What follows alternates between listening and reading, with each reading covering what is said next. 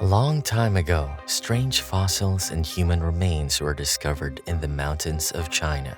To investigate the cause, a team called Bureau 749 was established in 1979. The story follows the main character, Bayi, who is part of an excavation project in Kunlun Mountains conducted by Bureau 749. During a regular day of grueling work, Bayi sees a large skull being exported out of the cave. Seeing the monstrous skull, he feels a sense of familiarity and also uneasiness. Inside the cave, other archaeologists are busy with transporting the rest of the skeleton when all of a sudden, the cave is hit by a powerful explosion. The mysterious explosion leaves behind a devastating aftermath, and many people end up losing their lives. Bayi is among the lucky ones, too lucky even, as he managed to survive the shockwave, a wheelbarrow trying to high-five his face, and a falling light post trying to give him some chiropractic treatment. This event is not enough to halt the project, and instead, that very night, a team is formed to explore the new cave system that is discovered due to the explosion. A few days later, Bayi and a team of soldiers, including Yang Ping, who is a nurse, take up their torches and embark on the expedition. The new cave system leads them to discover a large vertical tunnel. One by one, they descend until they reach a sort of crystalline or ice cave filled with skeletons of unknown creatures. The expeditioners are in awe of the place, which is equally as majestic as it is terrifying. The exit of the cave leads them to an open, snowy field overlooking a grand view of the Kunlun mountain range. But the snowy field is very unusual. The soldiers find giant footprints in the snow, and as they keep advancing, small bat-like insects called fire bats start swarming around them. One impulsive soldier happily grabs the fire bat, but soon that tiny creature produces a massive amount of heat that burns the soldier into ashes. The rest of the soldiers go on high alert and start firing at the fire bats to fend them off. The bullets never hit anything, but seem to be successful in chasing them away. However, their action appears to trigger an avalanche. As soon as the soldiers see the avalanche descending towards them, they start running for their lives, but soon reach a deep crevasse that signals a dead end. But it is still a better choice than facing an avalanche, so the remaining soldiers recklessly jump down in an attempt to save their lives. When the ice dust has settled, there are only 4 people alive: Bayi, his captain, Professor Yang, and Yang Ping. They are stuck at the bottom of the crevasse, but thankfully, they are all mostly uninjured. So with no other choice, they light up some torches and move forward to find a way out of this place. After a while, they end up stumbling to the ruins of an ancient shrine, which Professor Yang calls the Demon Pagoda. It is a place that Professor Yang has been searching for many years and seems to have a good knowledge of. He lights a small fire in front of the shrine, which grows into a tall, swirling rope of fire. Continuing his mysterious actions, he urges Bayi and his daughter Yang Ping to enter the shrine. The two of them also easily enter the shrine with no resistance, almost as if they are spellbound. As soon as they enter, it triggers something and the shrine comes alive. Flying creatures start shooting out of the shrine, and its roof emits a beam of light that shoots towards the sky. The fire bats inside the cave also become agitated and start flying around. It seems to be some kind of spirit-calling ritual, but before the ritual is completed, the captain quickly extinguishes the fire. Suddenly, everything comes to a stop, and the surroundings grow silent. Soon after, the cave starts collapsing, and the violent fire bats begin attacking everyone. The captain stays behind to divert the attention of the fire bats and yells at Bayi and the others to escape. With the captain's sacrifice weighing heavy in their hearts, the 3 people run out of the cave, but to their misfortune, a steep waterfall is blocking their way. Stuck between the fire bats and the waterfall, they choose to jump into the waterfall in order to escape from the fire bats. Even though they manage to survive the fall, they are not yet out of danger. A large creature suddenly approaches them and captures Yang Ping to take her deep into the water. It ignores Bayi, who is completely helpless to save her. Fast forward to 3 years later, where Yang Ping and Professor Yang's bodies are still unfound. Bayi, who now works as a librarian, is believed to be the only survivor of the expedition. While working in the library under the head librarian, Bayi continues to pass his days in leisure, until one day, while cleaning up, he stumbles upon a book written by Professor Yang.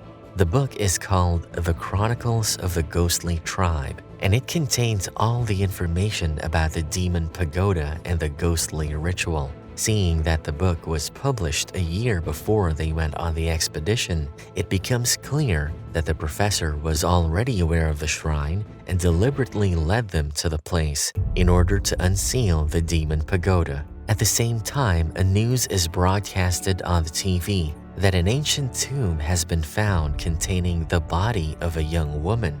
What is not revealed to the public is that the woman is still alive and is none other than Yang Ping. But she acts strange and seems to have lost all her memories, so she is detained by Bureau 749 and given a code name, Shirley. Skipping back to Bayi, he starts finding many scientific journals mailed to him ever since he found Chronicles of the Ghostly Tribe. From the books mailed to him, he discovers many secrets. In the ancient times, there used to be another species who lived alongside humans. They were the descendants of aliens and were also guardians of the pagoda, but over 10,000 years ago, they suddenly disappeared from the earth after they were defeated by Prince Yi. But there are still mysteries remaining, such as who is sending him these mails, why did Professor Yang want to unseal the pagoda, and why were Yang Ping and him the only ones who were able to unseal it. A few years go by, and within this time, Bureau 749 manages to find Professor Yang, who is still alive. He claims to have lost consciousness when he fell into the water, and when he woke up, he found himself inside an ancient tomb in Yulin. His testimony is very strange, as the distance between Kunlun Mountains and Yunlin is over 1,200 miles. But another strange fact is that Shirley was also found around the same province. The scene skips to a small town where its people are celebrating a community event, but the joyous occasion turns into a bloodbath when a group of large monsters appear out of nowhere. Overnight, the lively town is turned into a wasteland. Professor Yang is sure that this incident occurred because they accidentally opened a passageway across space-time, which allowed alien creatures to enter their world. So he goes to the director of Bureau 749 to offer his assistance. Days pass and Professor Yang departs on another expedition to the deserts of Xinjiang, where he finds the ruins of an ancient city. With a flaming torch in hand, he investigates the skeletons that are packed inside a cave. At the exact same time, Bayi begins experiencing a terrible pain in his shoulders, and it starts emitting blue flames. The pain triggers him to go Super Saiyan, and everything in the library starts floating. But thankfully, everything is brought under control by the mysterious head librarian, who seems to be very knowledgeable about this power. Bayi has a lot of questions, and the librarian readily answers them all. He explains that Bayi's powers are the result of the bite of a fire bat, which has contaminated his blood with that of the ghostly tribe. If he doesn't keep control over his newfound powers, then it might cause his death. The librarian then introduces himself as the keeper of the vault. As soon as he says this, the space starts morphing into an ancient catacomb, revealed to be Prince Yi's vault. The catacomb is filled with numerous ghost-like figures, descendants of Prince Yi who died while protecting the vault, among which is Bayi's captain. The librarian continues with his explanation. 10,000 years ago, There used to be an alien species which almost managed to take over the Earth. They were defeated by Prince Yi, who united mankind to fight against them. But there were a few survivors of the alien species left who intermarried with humans and slowly started to look like humans. These people are the ghostly tribe, but they have a fatal weakness, a curse that causes them to be burned to death by a blue fire when they reach 40.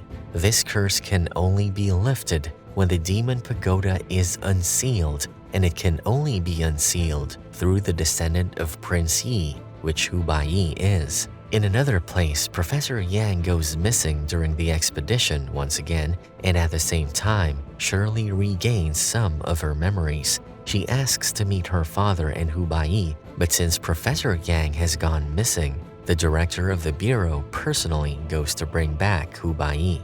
Although Bayi is reluctant to go with the director, he ends up agreeing when he hears that his beloved Yang Ping is alive and well. The head librarian is against the idea and wants Bayi to stay inside the vault where it is safe, but right at that moment, ghostly beasts come rushing into the vault. The situation leads the librarian to change his mind, so he urges Bayi to go while he himself stays behind to fight against the beasts and guard the vault.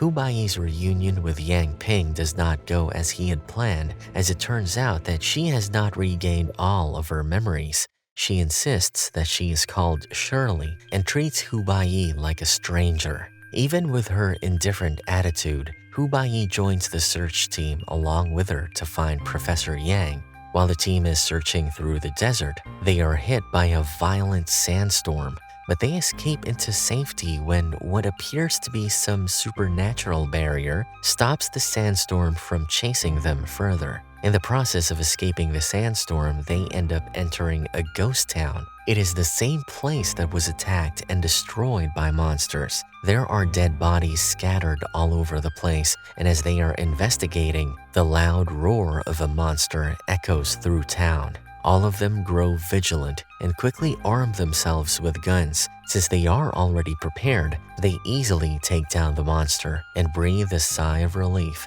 But their comfort is short-lived, as they soon find out that they are not facing a single monster, but an entire nest of them. While the group is confronting the monsters, Shirley slips away and sprints to a school auditorium, and unable to leave her alone, Bayi parkours after her. Inside the auditorium is a gruesome sight. Charred corpses are hanging from the ceiling, which makes Bayi pause in his steps. Raising his gun, he slowly surveys the area and finds an underground tunnel, which surprisingly leads him into Prince Yi's vault. While searching for Shirley, a monster sneaks up behind Bayi and ends up gravely injuring him. But before it could take his life, Shirley intervenes and stops the monster. In front of her, it acts as a pet dog and obeys her command to go away.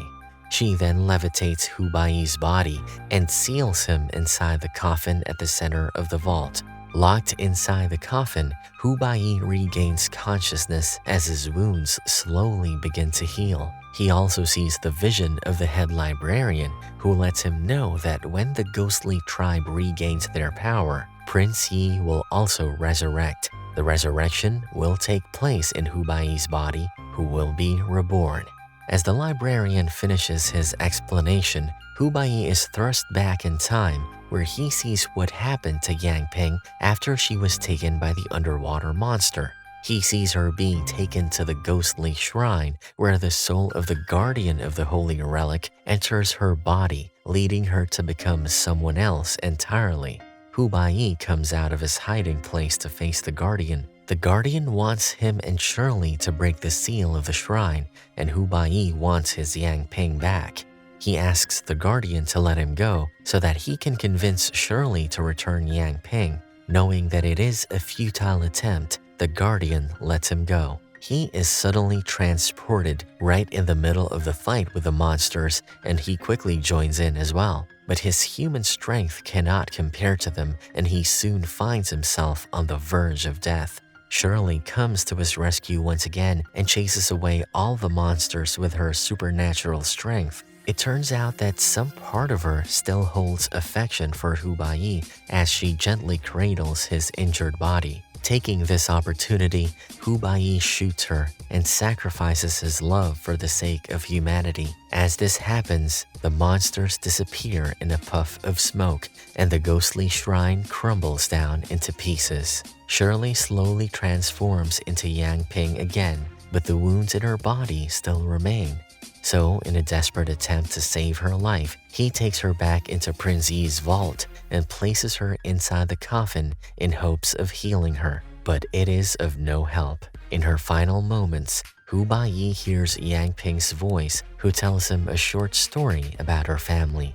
Her gentle mother was a member of the ghostly tribe, and because of their genetic curse, she burned to death when she turned 40. Unwilling to let his daughter face the same fate, Professor Yang spent decades searching for a way to undo the curse. Ultimately, he failed, but his failure kept humanity from being enslaved by the hands of an alien tribe.